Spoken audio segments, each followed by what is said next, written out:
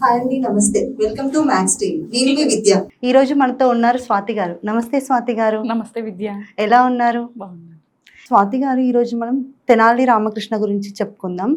అసలు తెనాలి రామకృష్ణ గురించి ఒక్క రోజుతో మనకు అయిపోయేది కాదు. ఇది మనం సిరీస్ లాగా తీసుకుందాం.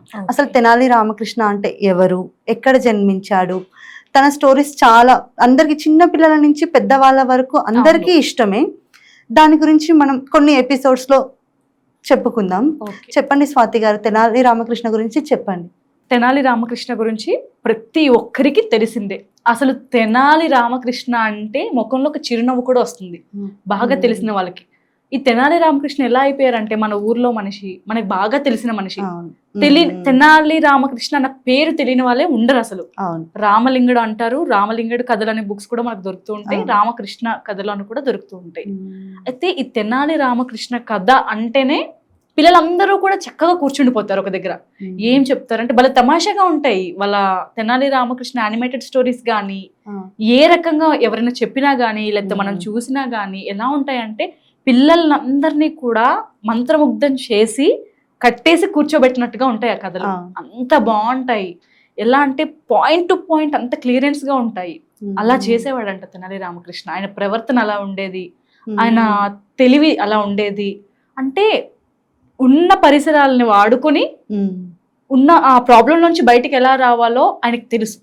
అంటే పరిస్థితులు అనుకూలంగా నడిచే వ్యక్తి తెనాలి రామకృష్ణ అని కూడా మనం చెప్పుకోవచ్చు. అంతే కదా, కొందరు ఏదైనా ప్రాబ్లం వచ్చింది అనుకుందాం, సమస్యలోంచి ఎలా బయటకు పడాలో తెలియక ఆందోళన చెందుతూ ఉంటారు. అలా కాకుండా తనకున్న జ్ఞానాన్ని వాడి అక్కడున్న పరిస్థితిని బట్టి ఎలా బయటికి రావాలో తెలివిగా ఆలోచించి అక్కడున్న కష్టాన్ని చాలా ప్లాన్డ్ గా క్లియర్ చేసే వ్యక్తి తెనాలి రామకృష్ణ అని కూడా చాలా మంది చెప్పుకుంటూ ఉంటాము.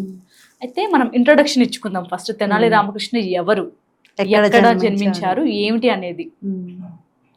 తెనాలి రామకృష్ణ ఒక కవి, ఒక మంచి పోయేట్ అన్నమాట. ఎన్నో కవిత్వాలు రాశారు ఆయన. చాలా చక్కటి చక్కటి కవిత్వాలు రాశారు. అష్టదిగ్గజ కవుల్లో ఆయన కూడా ఒక కవి. అయితే ఈయన ఎవరి దగ్గర కవి అంటే శ్రీకృష్ణదేవరాయల దగ్గర. మనకి బాగా ప్రాచుర్యం వచ్చింది కూడా కృష్ణదేవరాయల దగ్గర ఆయన రచించిన కవిత్వాల వల్లే. మనకి కృష్ణదేవరాయల స్టోరీ ఎవరికైతే తెలుసో, హిస్టరీస్లో, సోషల్లో శ్రీకృష్ణదేవరాయల గురించి చదివే ప్రతి ఒక్కరికి కూడా ఆల్మోస్ట్ 90% అబౌవ్ తెనాలి రామకృష్ణ వచ్చేస్తారు మనకు అందులో.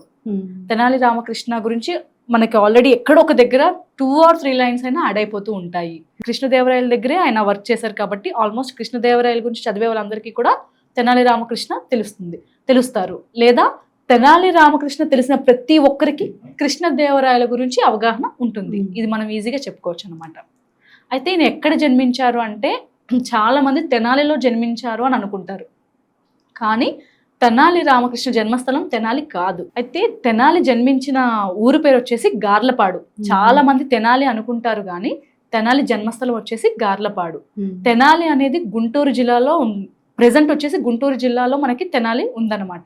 చాలా ఇప్పుడు కూడా తెనాలి మనం వెళ్ళొచ్చు, తెనాలి అయితే ఉంది. కానీ తెనాలి రామకృష్ణ జన్మస్థలం మాత్రం తెనాలి కాదు. ఆయన జన్మించింది గార్లపాడు.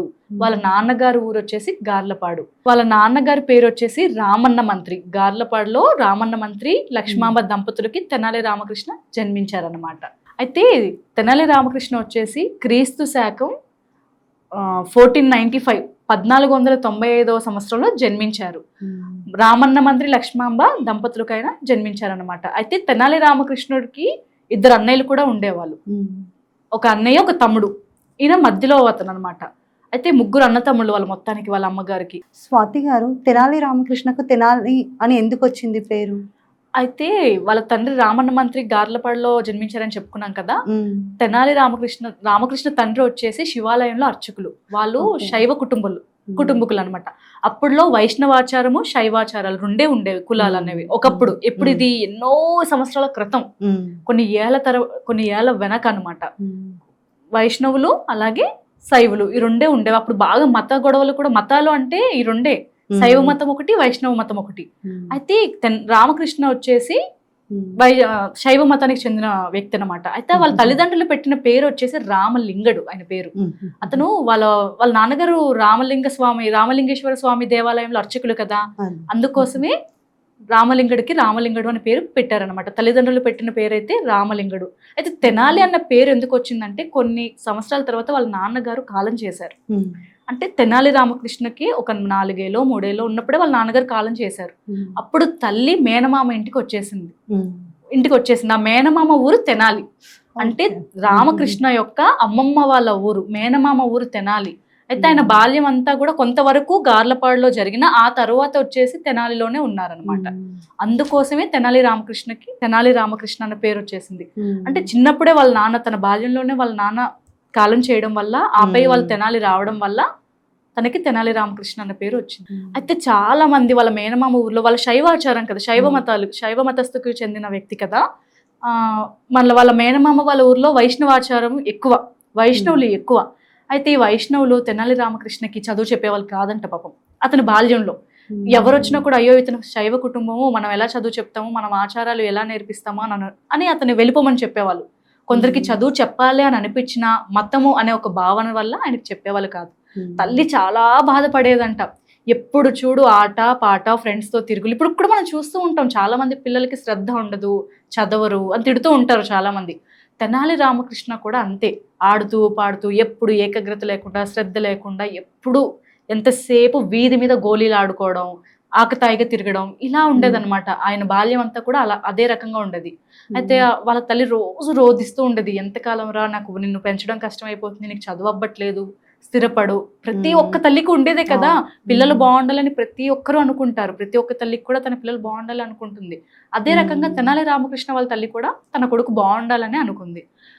అయితే కొన్నాళ్ళ తర్వాత రామకృష్ణకి అనిపించింది, రామలింగడికి అనిపించింది అనమాట, ఎంతసేపు నేను ఎన్ని రోజులు ఇలా ఉంటాను అని అనుకుని ఊర్లో ఎక్కడికి వెళ్ళినా ఎవరు చదువు చెప్పట్లేదు. ఎందుకంటే తను శైవ కుటుంబం, వీళ్ళేమో వైష్ణవాచారం. అయితే ఒక స్కూల్స్ అప్పుడు గురుకులాలు అనేవాళ్ళు కదా, ఇలాగే చదువు చెప్పే దగ్గరికి వెళ్ళి గోడ వెనకాలను దాక్కొని ఉపాధ్యాయులు చెప్పే చదువుని ఇతను రోజు నేర్చుకునేవాడు. ఏం చెప్తున్నారు అంటే గురువు ఏదైతే చెప్తున్నారో పిల్లలకి, ఇప్పుడు వైష్ణవాచారం అంటే వాళ్ళకి ఏదో కొంత బోధన అయితే సంబోధిస్తారు. ఈ రకంగా గోడ వెనక దాక్కొని అవి నేర్చుకునేవాడు తెనాలి రామకృష్ణ. అయితే కొన్నాళ్ళ తర్వాత ఆ ఉపాధ్యాయుడు కూడా గురువు చూసి ఏంట్రా నువ్వు ఇక్కడ ఏం చేస్తున్నావు అని మందలించడం, కొట్టడం ఇలాంటివి కూడా చేస్తే కూడా, లేదు నేను ఆకతాయిగా అల్లరి చేయడానికి రావట్లేదు, ఎంతో కొంత నాకు ఎవ్వరూ చదువు చెప్పట్లేదు, శైవ మతంలో పుట్టడమే నా తప్ప, నాకు ఎవరు చదువు చెప్పట్లేదు, అందుకే గోడచాటుగా వచ్చి నేను మీరు ఏదైతే విద్యార్థులకు బోధిస్తున్నారో అది నేను కూడా నేర్చుకుంటున్నాను గురువు గారు అని చెప్పారు. అయితే ఆ గురువుకి చాలా జాలేసిందంట, అయ్యో నాకు నీకు చదువు చెప్పాలని ఉందిరా, కానీ నేను ఒక్కడిని ఒప్పుకుంటే సరిపోదు, గ్రామంలో అందరూ కూడా అంగీకరించాలి కదా అని అనుకున్నారనమాట. అయితే కొన్నాళ్ళ తర్వాత అతను స్కూల్కి కూడా వెళ్ళేవాడు. ఒక 14 కిలోమీటర్ల దూరంలో, వాళ్ళ అమ్మమ్మ వాళ్ళ ఊరు నుంచి 14 కిలోమీటర్ల దూరంలో ఉన్న బడికి కూడా వెళ్ళి, ఆపై కొంతవరకు విద్యలు నేర్చుకొని ఒక కవిగా శ్రీకృష్ణ దేవరాయల దగ్గరికి బయలుదేరాడు అనమాట. అంటే ఎప్పటికీ పనికిరాడు, ఎప్పుడు హాస్య కథలు అంటే నవ్వుతూ కథలు రాయడం, అందరిపైన వెటకారాలు వేసుకోవడం, జోకులు వేయడం, ఈ రకంగా ఎక్కువగా అతని ప్రవర్తన ఉండేది. కానీ అదే చివరికి ఆయనకి ఒక పేరు ప్రఖ్యాతిని కూడా తెచ్చిపెట్టింది అనమాట. ఈ రకంగా మనకి తెనాలి రామకృష్ణ యొక్క జన్మ యొక్క కారణం, ఎక్కడ జన్మించారు, అసలు తెనాలి రామకృష్ణ అనే పేరు రావడానికి కారణం అయితే ఇదే అనమాట. తను పుట్టింది గార్లపాడు అయినప్పటికీ కూడా పెరిగింది తెనాలిలో పెరగడం వల్ల, వాళ్ళ మేనమామ గారు ఇంట్లో ఉండడం వల్ల తనకి తెనాలి రామకృష్ణ అన్న పేరు అనేది వచ్చింది. ఈ వీడియో గనక మీకు నచ్చినట్టయితే, ఈ తెనాలి రామకృష్ణ సిరీస్ మీకు నచ్చినట్టయితే, మీకు ఇదిలో చాలా ఇంపార్టెంట్ ఈ విషయాన్ని పిల్లలకి మనం చెప్పొచ్చు అని అనిపిస్తే, మీరు వినడమే కాకుండా మీ పిల్లలకి చెప్పండి, అలాగే మీ ఫ్యామిలీ మెంబర్స్కి కూడా షేర్ చేయండి. వారి పిల్లలకి కూడా ఈ జ్ఞానాన్ని అందించేలాగా మీ వంతు సహాయం చేయండి. అలాగే ఈ వీడియో మీకు నచ్చినట్టయితే ఖచ్చితంగా లైక్ చేయండి. ఇలాంటి ఇంట్రెస్టింగ్ వీడియోస్ మరికొన్ని రావాలి అంటే కింద కామెంట్ సెక్షన్లో కామెంట్ చేయండి.